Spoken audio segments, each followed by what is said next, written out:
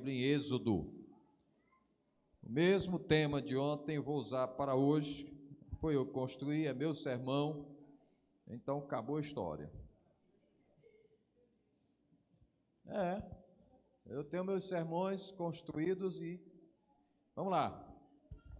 Liderança segundo o conselho de Deus, seria a temática, 2 pontos, chamada caráter e cooperação. Essa é a temática para hoje.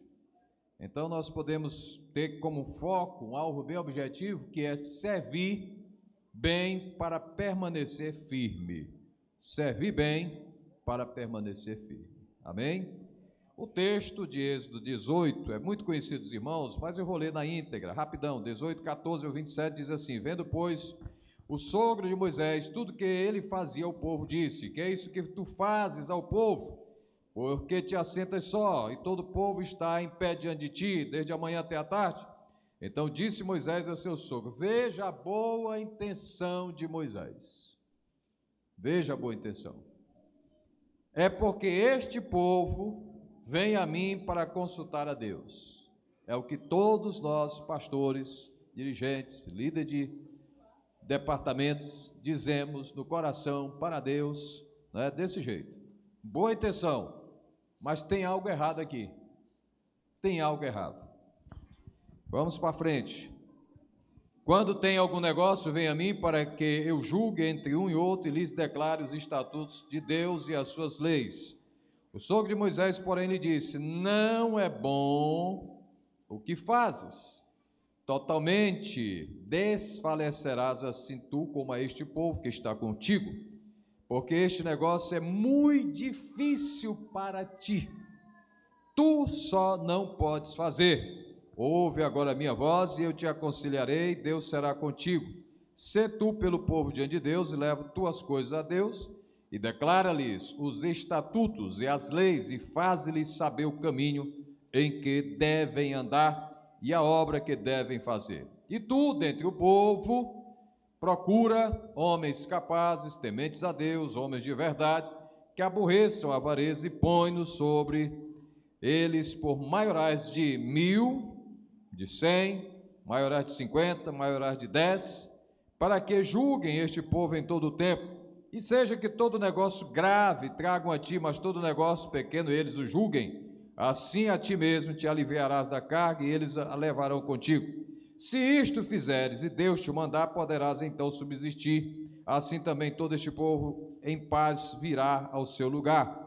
E Moisés deu ouvido à voz do seu sogro e fez tudo quanto tinha dito, e escolheu Moisés homens capazes de todo Israel e os pôs por cabeça sobre o povo. Quantos aí? Maiorais de quantos? Depois, 10. E eles julgavam o povo em todo o tempo, e o negócio árduo trazia Moisés, e todo negócio pequeno julgavam eles. Então despediu Moisés e o seu sogro, o qual se foi à sua terra. E assim foi exitoso esse novo método de trabalho. A metodologia de Moisés estava totalmente errada, apesar da boa intenção. É isso que muitas vezes nós precisamos rever numa liderança. A cada 6 meses eu faço um giro de liderança, com base na experiência. Muitos dizem assim: mas a liderança espiritual a gente não tem que aproveitar nada do mundo. Eu tenho uma experiência já de muito tempo no governo do estado, fui servidor público, lá gerenciei vários departamentos e também já fui gerente de empresa, de 3 empresas de informática, já fui diretor de faculdade, tive uma faculdade nas mãos, certo? Sei o que é um negócio lá fora aos moldes do mundo, certo? Estamos administrando aí uma clínica que logo vai ser inaugurada, uma clínica de psicologia. A gente está vendo só os últimos documentos. E as coisas andam. Administro um campo, estamos ali na secretaria adjunta da convenção, dando suporte ao presidente. Mas lidar com o povo, eu digo, é uma grande arte, que a gente precisa inovar e não perder o foco original da liderança. Guarde isso, inovar sem perder o foco original da liderança. Existe um livro chamado Liderança Espiritual, e eu defendo que a liderança da igreja ela é espiritual. Nesta noite não é apenas uma reunião administrativa, é uma reunião administrativa também, mas é um conclave, onde temos aqui os obreiros, temos aqui assuntos pertinentes à casa do Senhor, e na verdade isso aqui é totalmente espiritual. E eu digo que a posse de líderes na igreja, como eu falei, não é apenas espiritual, não é apenas administrativo ou cerimonial, mas trata-se de um ato espiritual na qual reconhecemos que o Deus que chama, escute bem isso, também estabelece princípios para o exercício da liderança. É por isso que muitas vezes, em alguns lugares, a coisa está bagunçada demais. Se não houver princípios, se não houver norteamento para seguir, a coisa, ela despenca para o lado negativo. Em Êxodo 18, nós encontramos Moisés que está no auge da sua missão, certo?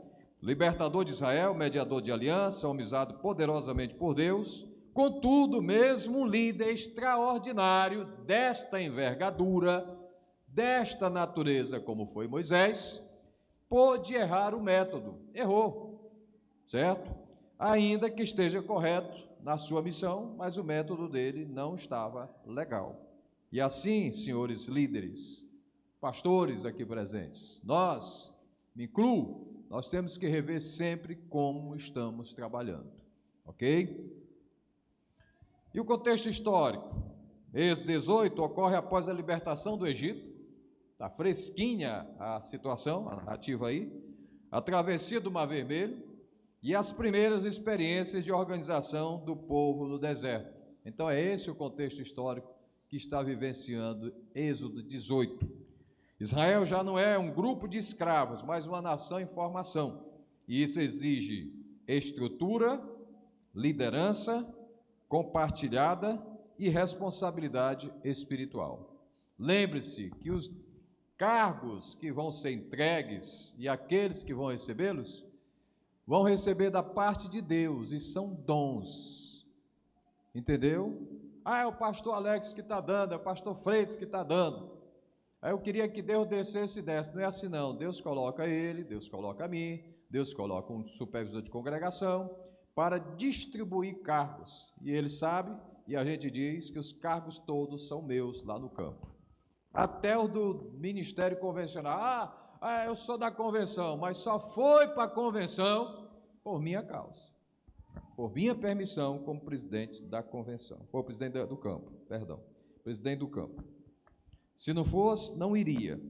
E vamos prestar atenção aqui numa situação. Jetro, então, sobre Moisés, sacerdote de Midian, reconhece a ação de Deus. Êxodo 18, 10 e 12. Você presta atenção aí, nestes versículos, disse: bendito seja o Senhor que vos livrou das mãos dos egípcios e da mão de Faraó, que livrou a este povo da mão dos egípcios. Agora sei que o Senhor é maior de todos os deuses, que todos os deuses, porque na coisa em que se ensoberbeceram, os sobrepujou.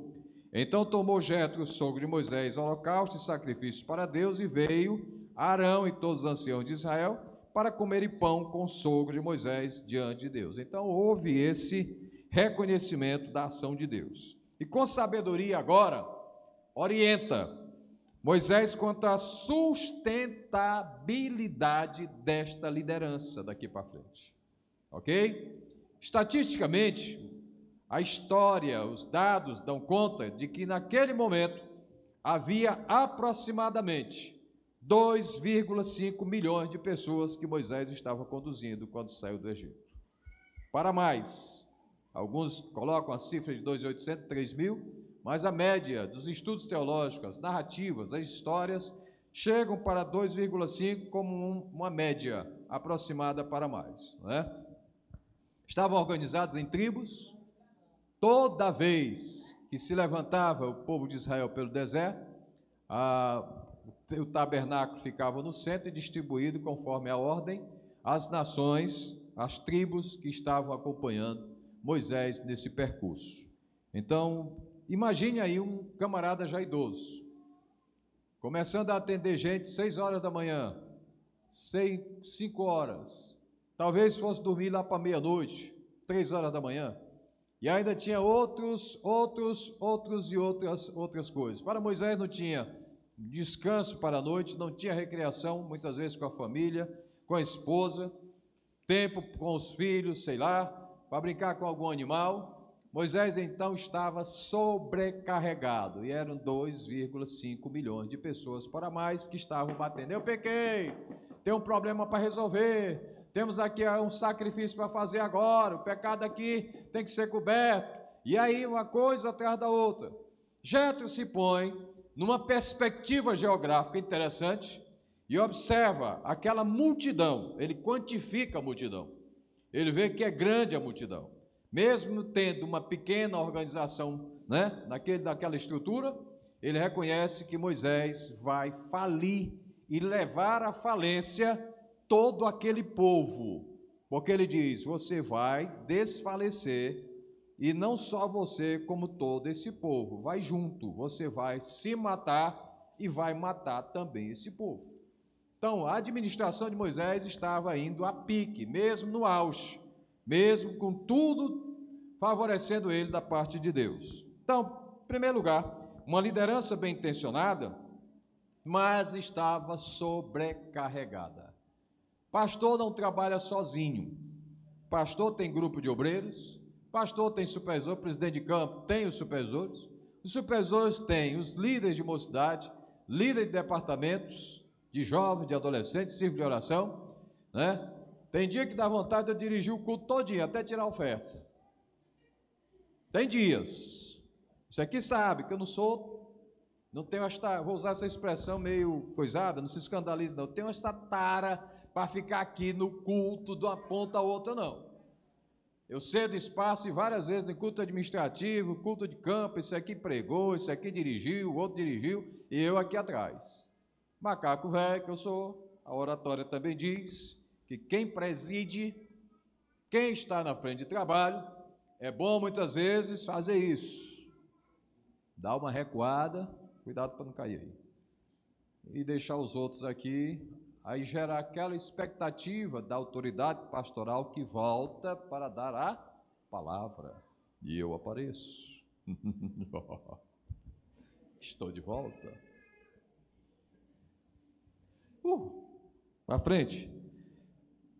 Jetro disse: o que fazes não é legal, não é bom. Moisés estava julgando sozinho, atendendo o povo do amanhecer ao anoitecer, espiritualmente correto, mas administrativamente exausto. Boa intenção não substitui bons princípios. Pode ficar ciente disso. Dizia Charles Randall Spurgeon e outros mais, que de boas intenções o inferno está cheio. Tá certo? De boas intenções o inferno está cheio. Chamado não anula limites humanos. Nosso campo, nós temos 15 dias de descanso para o supervisor no início do ano, 15 dias em julho, para ele dar uma descansada.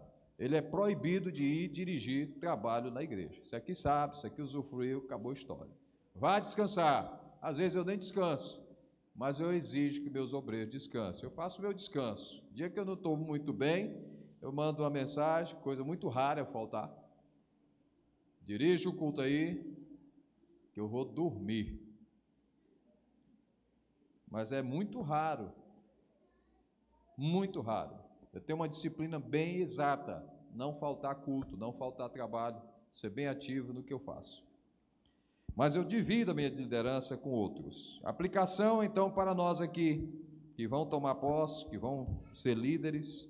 Pastores e coordenadores não são chamados para centralizar tudo, mas para multiplicar líderes, certo? O ativismo ministerial está sendo uma praga hoje, uma doença. Fazer muita coisa, eu estou fazendo a obra de Deus. No geral, vou dizer uma coisa que vai escandalizar muitos senhores.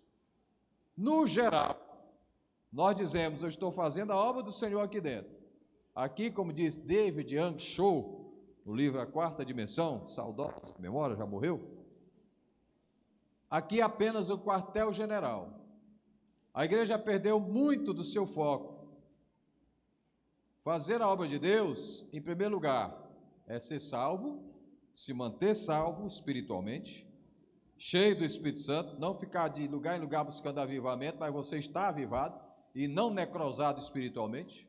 E aí pronto para quê? Para ir fazer a obra de Deus. Fazer a obra de Deus, em primeiro lugar, é ganhar almas. Se nós não estamos satisfeitos com a igreja desse tamanho, nessa região, é porque a nossa visão está assim, nós estamos satisfeitos uns com os outros. Que deveríamos entender que somos porta-vozes de Deus para levar esse evangelho lá fora. Mas a igreja quer espetáculo mais dentro, quer pregação mais dentro, isso aqui é uma coisa que vicia. O camarada pegar o microfone, pregar aqui em cima, cantar, fazer aquele negócio todo. Mas quais querem ir lá fora, ganhar almas? Suar. Né? Fica a reflexão. Uma liderança que ouve conselho e se submete à orientação. Versículo 19 ao 23. Ele escutou: ouve a minha voz, eu te aconselharei, Deus será contigo. Sê tu pelo povo diante de Deus e leva as tuas coisas de Deus. A Deus, declara-lhes os estatutos e as leis e faz-lhes saber o caminho, quer dizer, faz o que tem que ser feito. Mas tu, dentre o povo, né, procura homens, e aqui está o problema. O perfil está aqui. Por que é um problema? Porque muitas vezes nós escolhemos pessoas para dar um jeitinho brasileiro nela e formatado do jeito que eu penso, do jeito que eu quero. Mas a Bíblia, ela é infalível. Se eu boto uma pessoa de qualquer jeito, ela poderá usar uma máscara durante 1 ano, durante 2 anos, 5 anos. Daqui a pouco aquela máscara vai começar a cair. Ela vai aparecer quem ela é. E esses elementos que estão aqui, possivelmente não estarão presentes quando a máscara cair. Essa é a verdade. Fica a reflexão. E ele diz aí, no versículo 21, capazes, tementes a Deus, homens que amem a verdade, a melhor tradução aqui, homens que amem a verdade, que tenham loucura de amor pela verdade, tá certo? Apaixonados, que aborreçam a avareza e põe-nos sobre eles por competência. O que tem competência para dirigir 1000 pessoas, coloque. O que tem competência para dirigir quantos agora? 100, coloque. O que tem competência para dirigir 50, coloque. Mas aquele que tem competência sobre 10, coloque sobre 10. Pelo amor de Deus, coloque o de 10 em 10, mas não coloque o de 10 em 100. Existe um livro chamado As 21 Leis da Liderança, de John Maxwell. Esse livro eu recomendo que você leia. Nele tem uma das leis chamada Lei da Tampa. Se a tampa do líder, que é a capacidade de liderança, for maior do que a desse copo, quem está sobrando é ele. Por quê? Porque ele tem liderança demais. Ele precisa sair dali para ocupar um espaço que pelo menos caiba do jeito que cabe o meu dedo aqui fechado em cima desse copo, fazendo uma simulação de uma tampa. E às vezes tem líder que tem uma tampa, já que quem vai beber é eu mesmo, a tampa é isso aqui, ó. Entendeu? Ele serve para esse tipo de situação? Não serve. A tampa dele é pequena. Assim, Max, como eu disse, sou eu mesmo que vou beber, e a prova d'água aqui, eu acho. Eu já banhei com ele, mutirão, um bocado de coisa, peguei chuva. Aí ele diz, Jétro não propõe um modelo secular. Não aprendamos lá com o mundo a fazer as coisas administrativas para cá. Tem um método aqui. Para você ter uma ideia, muitos de vocês não sabem. Mas como eu sou professor universitário, muitos cursos, eu digo porque colegas meus, professores, que não são crentes, alunos que não são crentes, da área da administração, disseram que professores usam com muita largueza o método jetroniano da administração. Você entendeu isso aí? Por que a gente não usa o que é nosso para nós?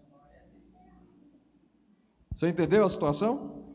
Se isto fizer e Deus assim mandar, cadê o relógio? Eu não quero passar muito tempo aqui não, tem muita coisa. Se assim te mandar Deus, então 2 pilares fundamentais foram estabelecidos aqui nesse versículo 23. Primeiro, Moisés continuaria como mediador espiritual, o lugar dele estava lá, garantido. Deus não estava tirando Moisés, mas ele iria ensinar os estatutos, representar o povo diante de Deus. E agora, o segundo é: outros seriam estabelecidos para o cuidado cotidiano. Eu atendo todo o meu campo, eu sou acessível no WhatsApp, no telefone. Tem determinados membros que ligam para mim, e passa por cima do supervisor. Não, eu sou o presidente do campo. Supervisor de uma congregação é minha ovelha também. E o ato discricionário meu de atender pessoas no gabinete, pode ser pessoal, pode ser virtual, seja no WhatsApp, seja no telefone, e mantenho sigilo absoluto até hoje. E às vezes não comunico ao supervisor porque eu não acho legal. Estou tratando o meu rebanho, o meu povo, mas às vezes chamo o supervisor e digo: está precisando disso, disso e disso, determinada situação na igreja. Então, essa é a situação. Cuidar, outros precisam cuidar no dia a dia de outros. Princípio espiritual que nós precisamos aprender aqui. Um princípio: a verdadeira liderança não se enfraquece ao delegar, ao distribuir tarefas. Ela se fortalece, tá? Então, o campo da Assembleia de Deus aqui cresce quando seus líderes ouvem conselhos, tanto o meu, quanto o seu, quanto qualquer campo, respeitam as estruturas existentes e também se submetem decisões à direção de Deus. Ainda, meu povo, somos o povo que ora. Somos o povo que dobra o joelho e ora. Pode existir conchavos, pode exigir o ajeitômetro, mas eu ainda sou da linha que ainda espero Deus decidir as coisas. E Deus está no controle, direta ou indiretamente, da situação. Terceiro, os critérios divinos para quem lidera. No versículo 21 que eu li: procure entre eles homens capazes, tementes a Deus, homens de verdade, que odeiem a avareza.